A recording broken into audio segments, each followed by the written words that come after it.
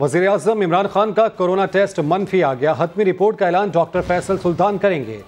मुआवने खुसूसी जुल्फी बुखारी कहते हैं वो नहीं समझते कि खान साहब को कोई मशवरा देने की ज़रूरत है।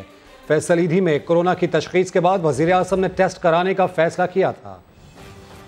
फैसल ईदी का कहना है कि उन्होंने वज़ीर आज़म इमरान खान से हाथ नहीं मिलाया। मुलाकात से पहले वज़ीर आज़म हाउस के स्टाफ ने उनका मास्क उतरवा दिया था।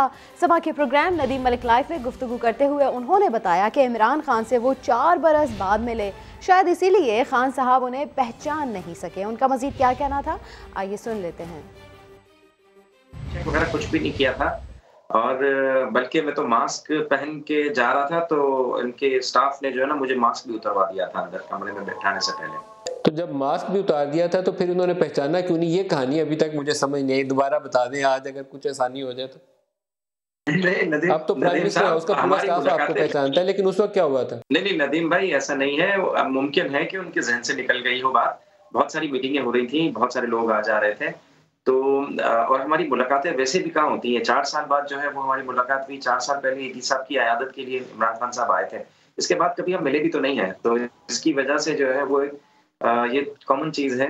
कोई ऐसा मसला नहीं है कि जो है मैं याद रखा जाऊं।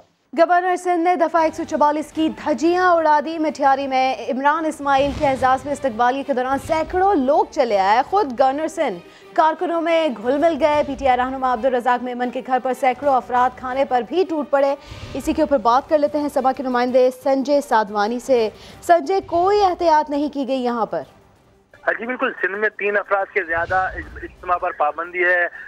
मजहबी इबादत गाहों में जो है वो इज्तिमा पर पाबंदी है। आप गाड़ी में 2 अफराद से ज्यादा सफर नहीं कर सकते। डबल सवारी पर पाबंदी है, मगर इसका इतलाक गवर्नर सिंध इमरान इस्माइल पर नहीं होता।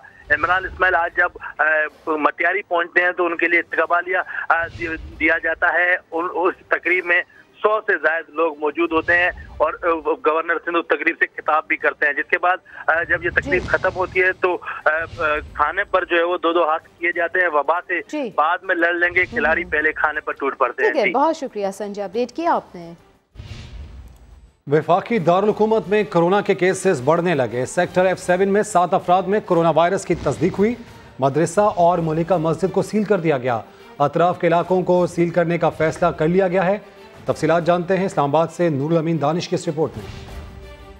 ऑल सिंध ताजिर इत्तेहाद ने यकम रमजान से दुकानें खोलने का ऐलान कर दिया। ताजिरों ने धमकी दी है कि दुकानें खोलने पर दफा 144 लगी तो फिर देखें हम क्या करते हैं। आज के बाद हम हुकूमती किसी नुमाइंदे से कोई मुलाकात नहीं करेंगे।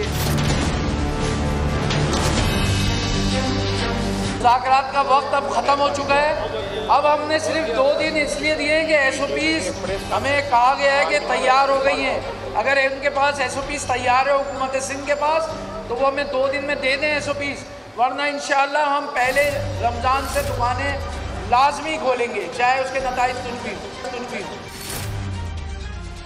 हमारे एक भी रहनुमा को अगर गिरफ्तार किया तो हम जेल भरो तहरीक भी चलाएंगे इंशाअल्लाह। दुकान खोलते हैं तो 140 वो लगता है।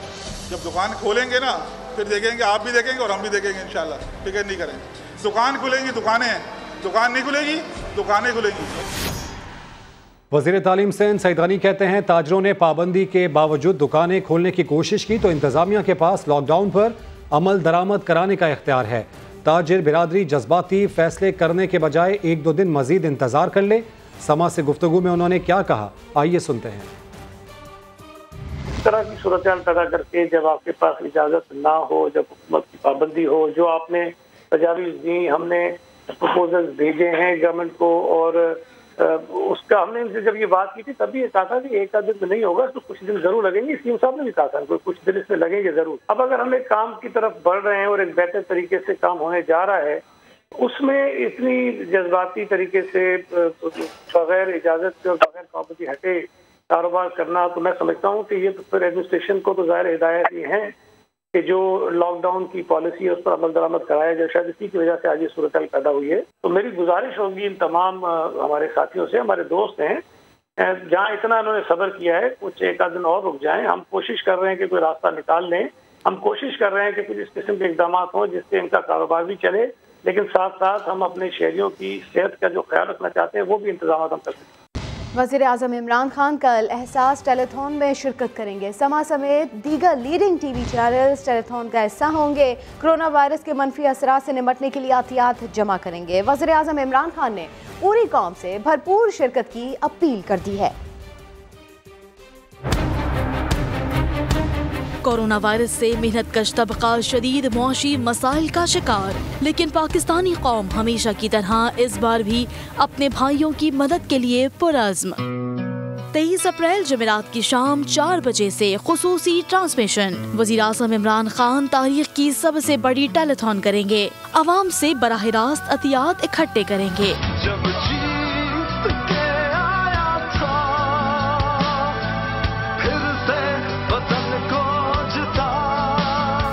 और दीगर टीवी चैनल्स एहसास प्रोग्राम टेलीथॉन नशर करेंगे। वज़ीर आज़म ने कौम से भरपूर शिरकत की अपील कर दी। कोरोना की वजह से जो लॉकडाउन लगाया और लॉकडाउन की वजह से जो इतने ज़्यादा लोग मुतासर हैं इस वक्त, इनके लिए हम पैसा इकट्ठा कर रहे हैं। गवर्नमेंट तो अपना पैसा खर्च कर रही है, लेकिन बदकिस्मती से इतने ज़्यादा मुतासरीन हैं कि हमें इसके लिए बहुत पैसा चाहिए होगा। मुश्किल हालात में आगे बढ़ें। मुतासिरा खानदानों की किफालत के लिए दिल खोल कर अतियात जमा कराएं। वज़ीर आज़म का साथ दें, पाकिस्तान का साथ दें।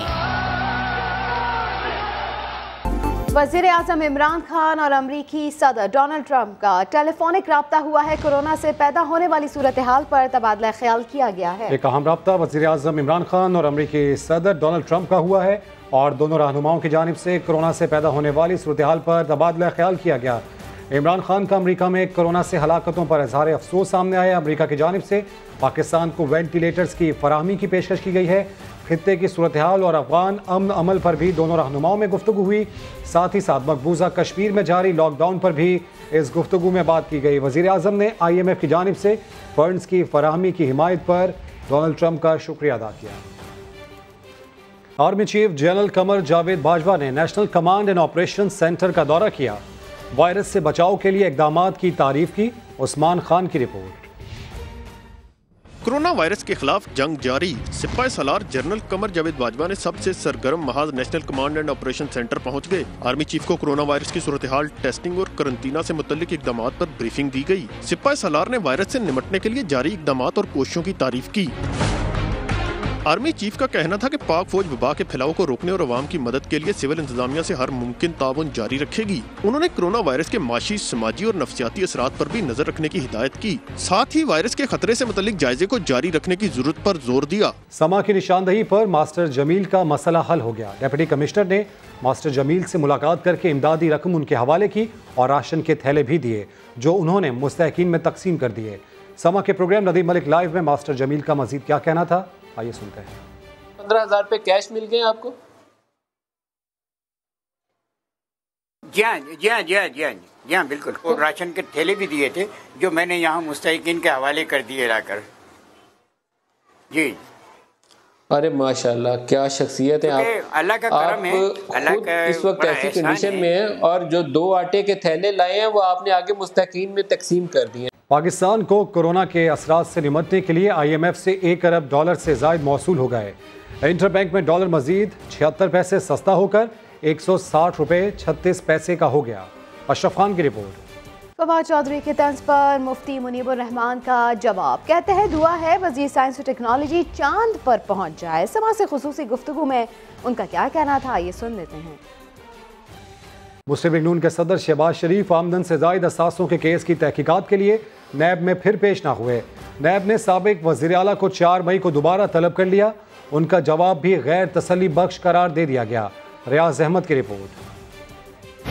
नैब के हिफाजती इक़दाम की यकीन दहानी भी काम न आई। कोरोना वबा के खदशे पर शहबाज शरीफ का नैब में पेश होने से गुरेज। तफ्तीशी टीम को तहरीरी जवाब भिजवा दिया।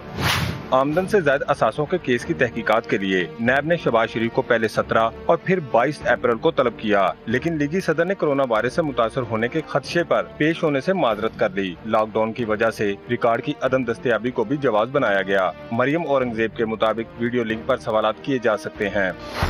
शहबाज शरीफ की जानिब से भिजवाए गए जवाबात में डॉक्टरों के सर्टिफिकेट्स भी लगाए गए हैं, लेकिन नैब ने जवाब पर अदम इत्मीनान का इजहार करते हुए अपोजिशन लीडर को 4 मई को दोबारा तलब कर लिया है। नैब के मुताबिक शहबाज शरीफ तहकीकात में ताउन करते हुए जाती हैसियत में पेश हों और मतलूबा मालूमात फराहम करें। रियाज अहमद, समा, लाहौर।